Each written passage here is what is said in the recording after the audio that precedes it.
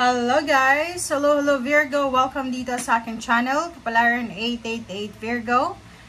Alamin natin kung anong messages, vibration, gabay energy para sa lahat. Ito ay general reading, so pwede kang makaresonate. Gamitin mo ang iyong intuition sa panunood, Virgo. Okay, Virgo. First card mo dito is number 22 and Yin and Yang and Spirit Guide. So, sinasabi sa iyo, Virgo, na for the month of February, okay, for the month of February and March, possible, maraming balanse, or kung may mga, halimbawa sa ngayon,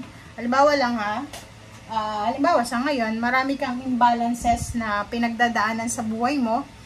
Sinasabi dyan sa'yo ng Yin and Yang Spirit Guide card na the Spirit Guide and Helpers ay naandyan sa paligid mo para suportahan ka, para bigyan ka ng balance. Okay? So, in terms of money to wala ka bang trabaho sa ngayon, may kailangan kang pera, hindi sapat yung kinikita mo, may trabaho ka pero hindi sapat.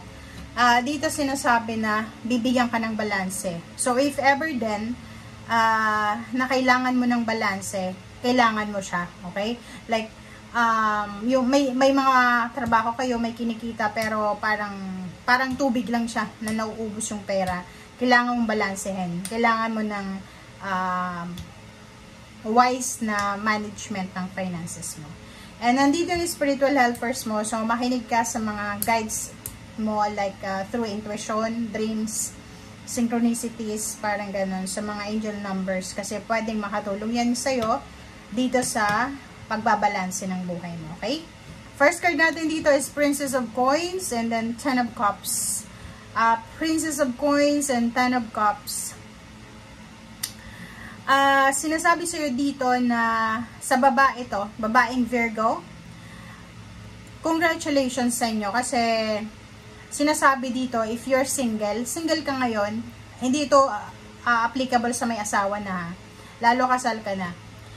Para daw sa mga single, posibleng, lalo babae, kung nagbabala kang mag-asawa, piliin mo yung tao na hindi lang relationship yung i-offer sa'yo, kundi money. Kasi, maraming magkakaroon ng interest sa'yo eh. Maraming mga tao yung lalapit sa'yo, magpaparamdam sa'yo through social media or personal.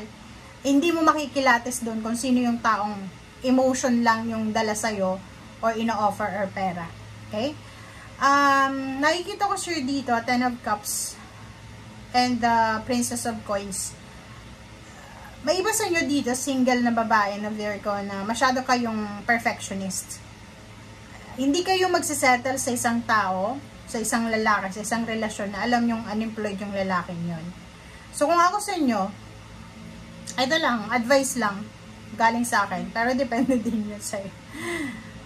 Mag-research ka sa internet, i-google mo, saan ba matatagpuan yung mga decenteng tao, yung mga taong milyonarya, parang ganun. Kung saan mo makikita, kung ano yung makita mo, dun ka mag-hangout, kung applicable yan sa'yo. Okay? So, Ten of Cups and Princess of Coins, sinasabi sa dito, possible, may oportunidad ka, may posibilidad ka, na makapag-asawa talaga ng mayaman. Okay? Ten of Swords and then King of Cups, sinasabi sa'yo dito na meron kang mga posibleng nakaaway dahil sa pera few months ago. Meron kang mga nakasamaan ng loob dahil sa hindi nagbayad sa'yo ng utang. Or pwedeng ikaw, hindi ka nagbayad ng utang sa kanya, na posibleng maaayos siya sa February and March. Two of Swords and Five of Coins. Nakikita ko sa'yo dito, meron dito, pwedeng kasalukuyan energy mo to Energy mo to sa ngayon, babae ka man o lalaki. Merong Virgo ngayon na nanunood sa atin, na may pinagdadaanan siyang health problem, kailangan yun ng pera, or kapos siya sa salapi, wala siyang resources, may kailangan siyang lump sum of money, pero hindi niya alam, naguguluhan siya, hindi niya alam kung saan siya kukuha ng pera, hindi alam sino ba yung lalapitan niya, kasi baka may ginawa kang masama doon sa boss mo, hindi ka makautang sa kanya, may utang ka pa, or pwedeng sa kamag-anak mo naman, pinahiram ka, pero hindi ka nagbayad, parang ganun. So, nakikita ko sa'yo dito, medyo nag-aalala yung iba, hindi naman lahat, okay? Emperor and Seven of Wands, nakikita ko sa'yo dito, merong Virgo sa loob to ng kumpanya, sa loob ng kumpanya. Mayroong isang Virgo, babae ka man or lalaki, pero nakikita natin babae to. Pwedeng sobrang visible siya sa lahat ng babae, pero pwedeng lalaki din. So, sinasabi sa'yo dito, Virgo, na nagmamanifest ka ng higher position. Nagmamanifest ka ng higher salary hike, salary increase. And nakikita ko sa'yo, starting February and March, gagawin mo ang lahat, makuha lang to, na stability na to. Napaka-powerful ng aura mo ngayon, ng mindset mo. Kita ko sa'yo dito na hindi ka papayag eh. Parang iniisip mo, hindi ako papayag na yung katrabaho kong to, mas matalino ako sa kanya, mas magaling ako, mas masipag, tas matatalo lang niya ako. No way. Parang ganun. So, nandito ka sa Seven of Wands, nandito ka sa defensive energy. Dedepensahan mo lahat eh. Diba? Yung kinikita mo, yung posisyon mo sa trabaho, posisyon mo. Lalo kung politiko, na Virgo, nakikita ko sure dito na hindi. Gagawin ko ang lahat. Nandito na ako eh. Yung posisyon na to, yung pagiging boss ko, yung pagiging kapitan ko, pagiging mayor ko, poproteksyonan ko talaga. So, yun yung energy mo dito. The Tower and Eight of Coins, sinasabi sa'yo dito ng barahan na kailangan mong mag-focus sa ginagawa mo. Okay? Attention, focus ang kailangan mo dito. Kasi pag hindi ka nag-focus, posibleng ma-distract ka. Ang daming tao sa paligid mo, ang daming distractions. Sorry pero hindi lahat ng kaibigan mo, Virgo, maaasahan mo in times of the Tower.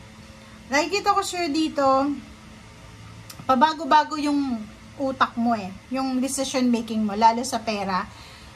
Mahirap pag ganun kasi walang direksyon yun eh. Yung pabago-bago yung idea mo. So dito sa Eight of Coins, sinasabi kung ano yung, halimbawa kung nag-a-apply ka pa lang ng trabaho or gusto mong makakuha ng trabaho, make sure na alam mo kung anong gusto mo, 'di ba?